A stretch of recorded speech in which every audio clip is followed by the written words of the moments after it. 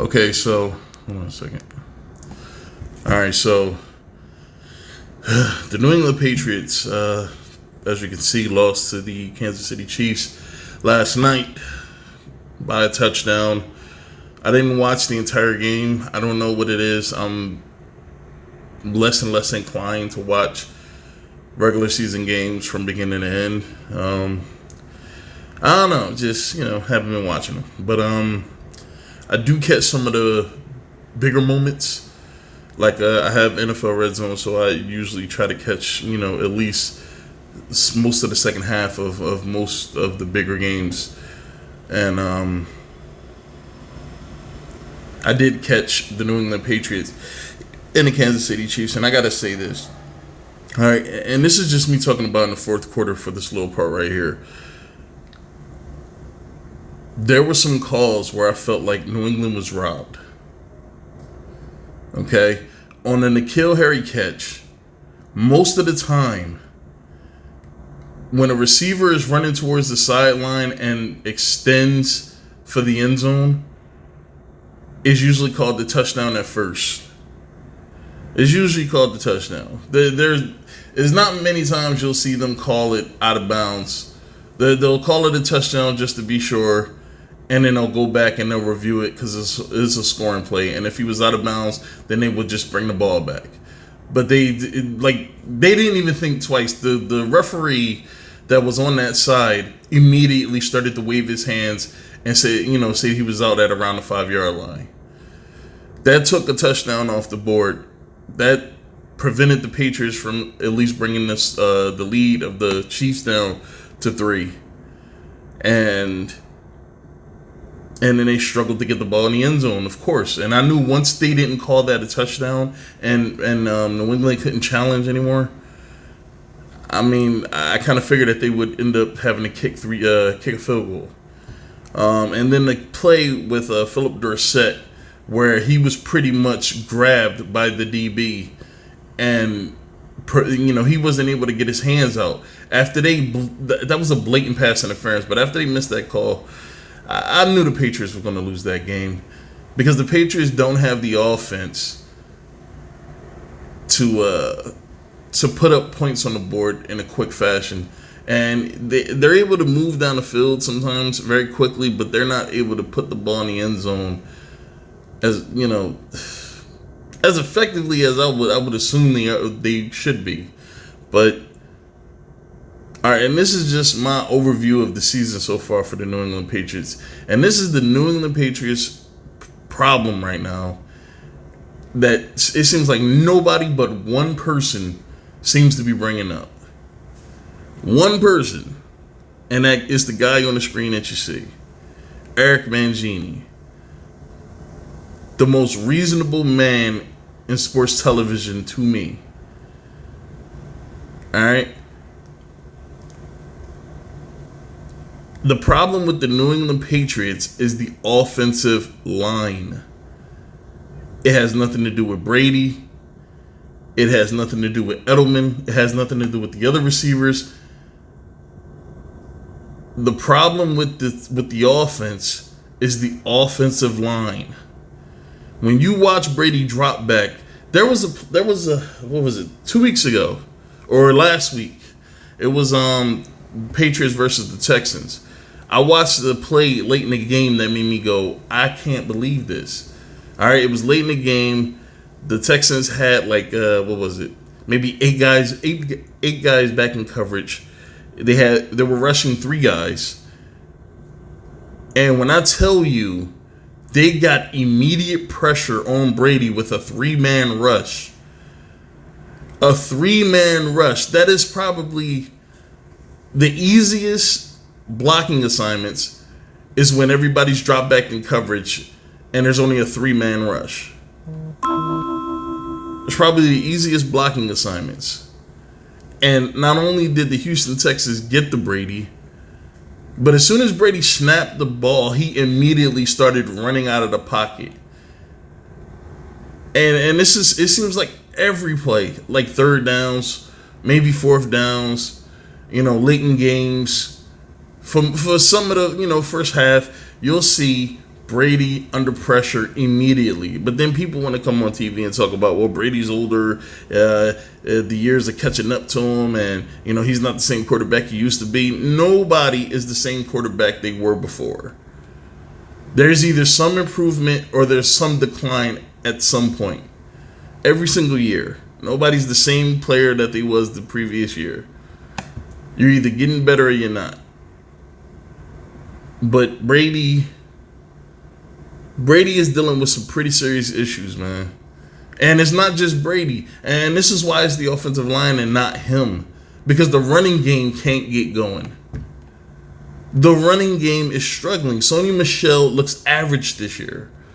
James White looks ineffective this year.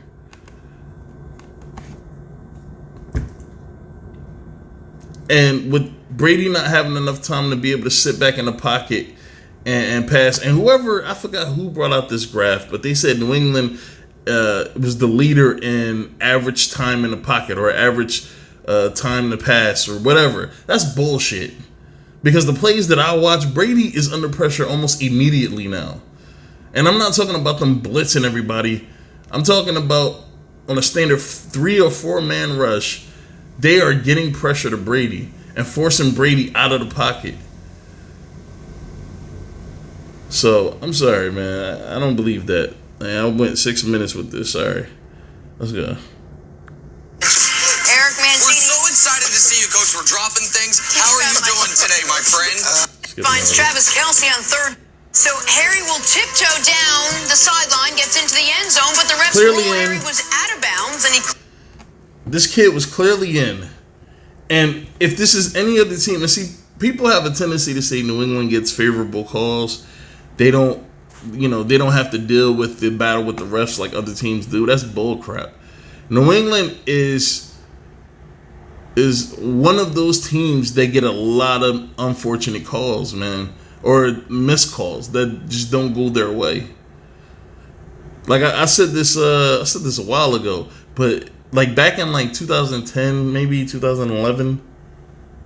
No, like 2012, 14, somewhere around there, man. It was somewhere around there. They played Cam Newton and the Carolina Panthers, and it wasn't just that game. It was like a couple of games as well in a row where the games were cool. The games were close late in the game. The Patriots were down, and there were, when the ball would go into the end zone to whoever, whether it was Gronk or whoever, it was always a pass interference. But nobody called anything. But the one I remember the most glaring one was the Carolina Panthers call, or the Carolina Panthers non-call, where Gronk was getting the ball in the end zone, and he was literally, what was it? He was grabbed, or he was pushed. No, he was grabbed. And he couldn't catch the ball. It was pass interference. But they don't get calls like that. They don't get calls like that most of the time. I'm not going to say they don't get calls like that all the time. They don't get calls like that most of the time. See, people, they like to, I don't know, they like to be a little bit over-exaggerated with their claims when it comes to New England, because New England wins and they don't like it. And they feel like something unfair has to be going on for this team to be as good or to win as much as they do. So that'll lead them to say, they get favorable calls from the ref. Like when D Ford idiotically jumped offline. If it wasn't D Ford's fault, he wouldn't have been traded. D Ford had a great year last year. If it wasn't his fault and the Chiefs knew that, they would have kept him. But they got rid of him. Because he literally cost them the game. Brady threw a pick. That would have been pretty much the end of the game. But because he was stupid enough to try to line up offsides to get a massive head start, he was called offside like he should have been. Calls like that aren't manufactured out of nowhere. So I'm sorry. Damn, I'm going along with this video. Quit. All right, I'm going to start it. Clearly wasn't. Belichick's a challenge. Out of challenges, though, Nick. So they'd have to settle for a field goal to cut the lead to 7. One last possession for the Pats. The Chiefs send the house. Look at that play, man. And I get it, man. It's a blitz on a 5-man rush. But when you look at other offensive lines that get blitzed, it doesn't look like that. Like, that shit look like a highway fucking accident, man. That shit look like a major collision happened. Just very ugly. Very disorganized. It just looked crazy, man. I'm gonna go back a little bit, man. And it's not just that play. There are plays galore throughout a football game this year that New England has, is pressure like that. Patriots challenge. Out of challenges, though, Nick. So they'd have to settle for a field goal to cut the lead to 7. One last possession for the Pats. The Chiefs send that. That's on the blitz, which I wouldn't be as... I don't know. I wouldn't be as inclined to say that that's a problem or whatever, because it's a blitz. I mean, you're going to get rushed, but I'm talking like on 3 or 4-man rush. It looked almost exactly like that, where you'll see the defensive ends, they just pretty much run around the tackles.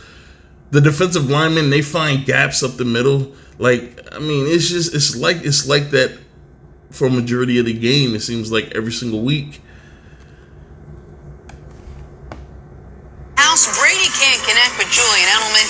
KC snaps the Patriots' 21-game home win streak. That is all. Coach Belichick, Mancini got so into it. How worried do you think the Patriots should be about the offense that you saw there, the offense we've seen the last month or so? How happy is Nick right now? So happy that I was supposed to ask him the question. No, I want to hear from you. I'm excited. He's like the guy who sits on the corner and screams a prediction, and then finally it comes through. He's like, "Oh my God, I told you I was right. I told you." Look, that's how it is nowadays, man. You just keep throwing shit out there, even if you're wrong on live TV. Even if you're wrong, you just keep saying the same shit. Eventually, you'll be right. And if people forget about the times you were wrong,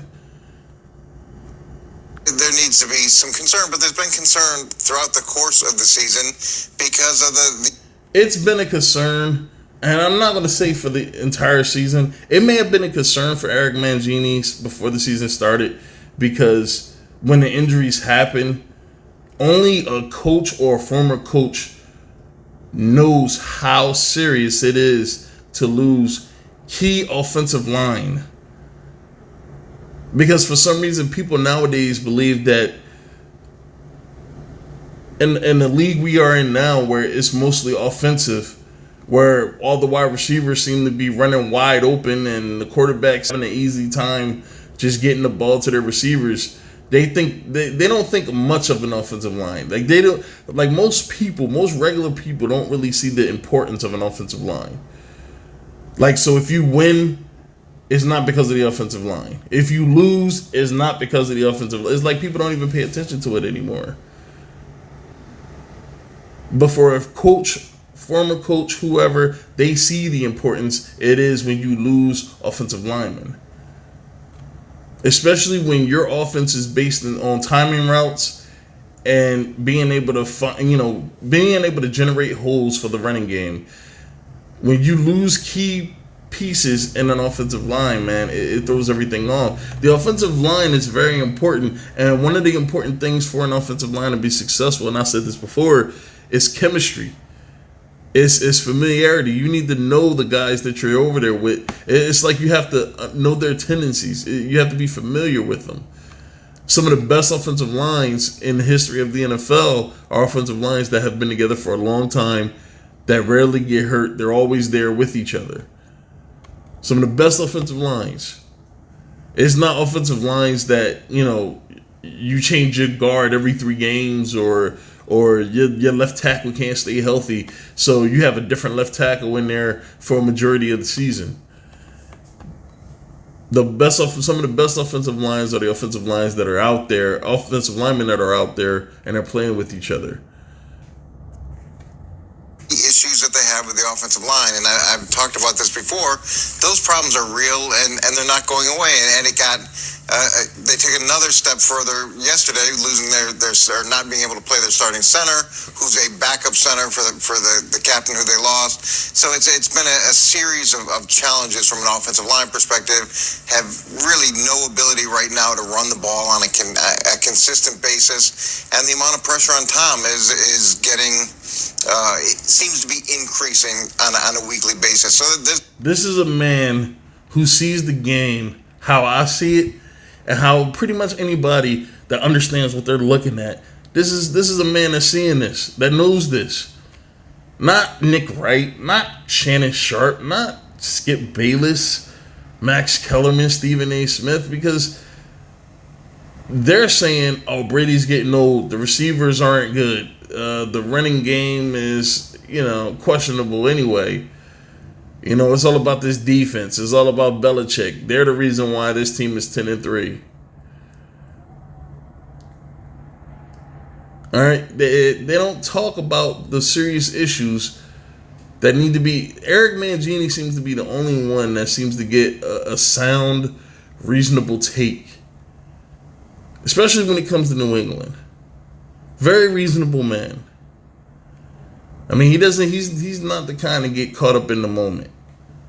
Neither am I. He's not the kind of guy to get caught up in the moment, and that needs to be respected. All right, right now, in my opinion, man, I think Aaron Mangini, when it comes to NFL football, NFL football analyst, he might be one of the best, man, if not the best, because his takes are reasonable. And sometimes you need a reasonable guy on TV, man. Not some guy that's going to make some wild-ass prediction just to entertain the fans, man. A lot of things that they have to overcome, but they still find a way to be in every single game. They still find a way to be in a position to win those games later. Because a lot of times the defense bend but don't break. And then maybe New England is able to score here and there just to keep it close. But it's hard for New England to move the ball consistently. And some people say, well, it's because of Gronkowski and he's the reason why this team can't perform. They've won before Gronkowski got there. They've won while Gronkowski was there. I'm pretty sure this team can win without Gronkowski being there. Now, I'm not trying to diminish Gronkowski's impact on his team. I'm not trying to discount his I'm not trying to I'm not trying to just completely ignore his ability to play the game of football. I mean, when you had Gronk out there, it was like having a small wide receiver the size of a defensive lineman who can also block. I mean, his abilities were so just broad, man. It's hard to find a guy like that. Now they're trying to find the next Gronkowski with Travis Kelce and George Kittle and all these other guys. But none of them could do what that guy can do. I mean, Gronk was special. And I think that even though he's a Hall of Famer in my book, I think that his career was cut a lot shorter than it needed to be. I mean, than it should have been. Gronk should have had at least 10 good years, 12 good years. But no, he was only in the league for like 9 years. If we're talking about him retiring this year anyway, even if he was healthy for most of the time, he should have had at least maybe 8-9 years healthy, or at least of production. But instead he had maybe 5-6 years, and that's me being generous with the number. So I think his career was cut extremely short, and for this dude to solidify himself as a Hall of Famer in the short amount of time that he actually played, is incredibly impressive. But I wouldn't say that he's the reason why this team can't win now. It's the offensive line and the injuries that this offensive line took. When the injury started, I was like, that's not good. And then they started doing something they've never done before, and that was bringing offensive linemen out of free agency. I've never seen New England just bring guy after guy after guy out of free agency like that for the offensive line. And now you got guys that's only been there for less than a week starting on your offensive line. Touchdown. and against an offense that's supposed to be as prolific as Kansas City is, that disappears in the second half of yesterday's game, it gives them hope that if they get a few things straightened out, they get a chance here moving forward. So the Patriots obviously should be immensely concerned about their offense. They never lose this game. They're at home. They win the turnover battle. They block a punt. They execute not one but 2 trick plays, one for a touchdown, one for their second biggest gain of the day, and they still can't crack 17. Their 5 biggest plays by yardage on the day were a flea flicker, a pass by the running back, 1 defensive pass interference, another defensive pass interference, and a 42-year-old man scrambling on 4th and 6. Like, their offense has no ability to move the football against a supposedly horrible Chiefs defense.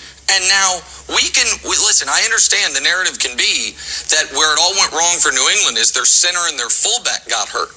And now they can't run the football. And now all these things. What I would argue is this. Teams do not respect their ability to throw it outside, so they are able to dedicate more people to stopping the run, and they're going to heat up Tom Brady, something for the first 17 years of his career he made a living off of. You could never blitz Tom Brady, and now you can. All right, for the first point that Nick made, where he said that teams don't respect, I guess, the receiver's ability to, I guess, get open. I think that's what he was getting at, to get open. That may be true. But teams have not respected the New England wide receivers for a very long time. Not since Randy Moss.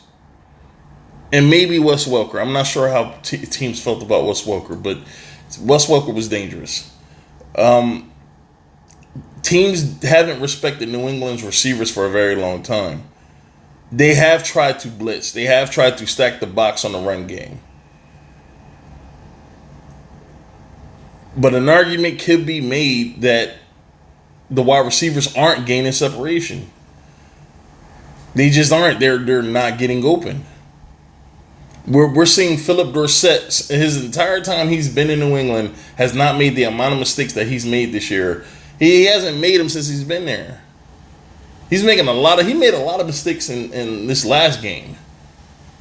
N'Keal Harry has been injured for most of the season, so it's going to take him some time to build up a rapport, but he seems to be playing better. It seems like every game he's getting better and better, which is a bright spot. Julian Edelman seems to be struggling, but that's because Julian Edelman is one of those receivers, and I'm not going to say that. To me, Julian Edelman is a phenomenal route runner. But I'm not going to say that if you put a very physical, very fast, a good corner on him, that he can't be shut down. How Julian Edelman does his damage and how he has done his damage in the past is that usually New England has a bunch of guys that can gain separation. You have a bunch of guys that can find openings somewhere on the field. And that leaves Julian Edelman, I don't know, you kind of need other guys to sometimes take pressure off of Julian Edelman, so where he's not the focal point. That's how he does a lot of his damage. That's how he does a lot of his damage. And he's not, and now he's the focal point now. He's the guy. When you think about Tom Brady's weapons, he's the guy. And again, this could go back to the offensive line. And his second point was, what was the second point? Let me go back a little bit because I need to see what his second point was. And then I'm going to stop the video after that. They're going to heat up Tom Brady, something for the first 17 years of his career he made a living off of. Now, when Brady used to be great against the blitz wasn't getting to him as fast as it is now. Like when Brady snaps the ball, he has a guy in his face. Go back and look at some of the plays. Like, I don't know if there's a compilation of times that Tom Brady has been pressured on YouTube or wherever, or even if you just go back to look at some of the highlights of the games. Go back and look at some of those plays, man. As soon as Tom snaps the ball, there are at least one or two guys in his face as soon as he receives the ball from the center. There's somebody back there. That kind of pressure, I don't care who you are. You can't perform well under pressure like that. And Brady can't scramble like a Mahomes, like a Deshaun Watson, like a Lamar Jackson, like a Russell Wilson. He can't move around like that. So he's a standing target. I've said this before. Sometimes when Brady snaps the ball, he immediately runs out of the pocket. Not because he's scared, because there are legit reasons for him to get the hell out the pocket. Could never blitz Tom Brady. And now you can, and you can on the final play of a game, and the ball can be batted away. New England's last 5 weeks, they got whooped by Baltimore. They escaped against Philly. Philly hasn't won since. They escaped against Dallas. Dallas hasn't won since. They got whooped by Houston, a Houston team that just got annihilated at home by the Broncos, and they got beat by Kansas City at home, despite winning the turnover battle, despite blocking a punt. Yeah, it's time to be seriously concerned about... All right. This is the last point, and then I'm done, because this video is running too long. The one thing I can say that's a bright spot for New England, even though they're losing sometimes, or even though they're losing some of these games, and you know, people have serious questions about the team's offense. They're losing games by one score. Like, if they could have managed to get that onside kick back in Houston, which I thought they were going to get it. It was a great chance they could have got it, but Brendan Bolden smacked the ball too hard and it bounced out of bounds. Like, if he was able to smack it and then kind of let it bounce inbounds a little bit, or something like that, I mean, they could have got that ball back. Now you're looking at New England with less than a minute left, or yeah, shit, I don't even know, less than a minute left. Down by 6 points with a chance to score a touchdown. All right, in this game, they're down by a touchdown. They had multiple opportunities to put the ball in the end zone. They just couldn't do it. If they can get this offensive line fixed before the playoffs, however they do it, whatever Dante Scarnecchia figures out to do, which he hasn't so far, it seems like, whatever he's able to figure out, if they're able to get it together, this team is a stone's throw away from actually winning these games against Baltimore. Well, no, not Baltimore. I think they lost by double digits. Against Houston, against Kansas City. They're able to win those games. Because there's a chance they're going to see Kansas City in the playoffs. There's a chance they will see the Baltimore Ravens in the playoffs. I don't know. But that's the only bright spot I can say about this offense. They are losing games by less than a score, or by one score or less. And sometimes when the game's that close late, man, you always have a chance. But that's it, man. I'm done. All right.